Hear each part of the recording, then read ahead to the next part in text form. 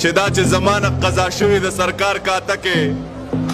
چې له دې قضا منځونو ذموار به څوک وي او دا چې د مخ نه د سپوږمۍ په شان رڼا راخېږي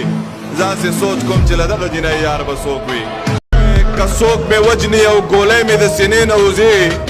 هغه خبره کوم چې کومه مې د خولې نه وځي او ضمیره ما چې یار پرېښودی اوس دې ځان ساتمه چک لګوي چې کله مار د اجازې نه وځي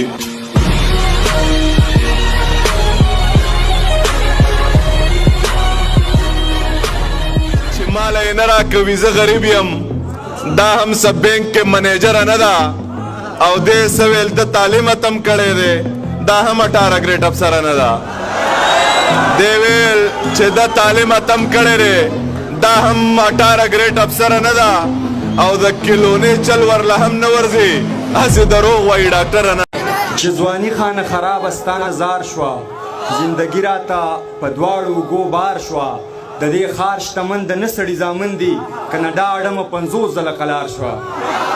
د دې ښار شتمن د نه سړي زامن دي که نه دا اډمه 50 ځله قلار شوه منصبونه د کمزر په لاس ته راغله خودداري د پردي ښار د کوڅو ښکار شوه عبید جان له څومره ډېرې اوږې راغلې جنازه یې د ډولۍ غوندې سینګار شوه او شعرونه چې پرېښودي مې بلا خلک په تکه سپینه لارو زما د چاپېرچل ټول کردارونه ریاکارو چې چاله مې په زړه کې ځای ورکړی و عبیده هغه خلک زما د غورځېدو په انتظارو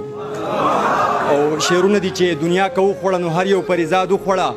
او مونږ زړه خورو حوصله رانه پر یاد وخوړه چا مې په نوم د سیاست چا په جهاد وخوړه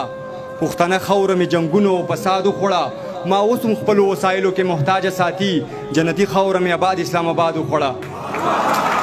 ما اوس هم خپلو وسایلو کې محتاجه ساتي جنتي خاوره مې آباد اسلام آباد وخوړه په خوارو لس باندې مې رنګ رنګ تجربې وشوې ګټه یې ټوله د وختونو هر جلاد وخوړه او دیو شعر بخنه چې دغه ځواني وسه د قام د غم وینو وخوړه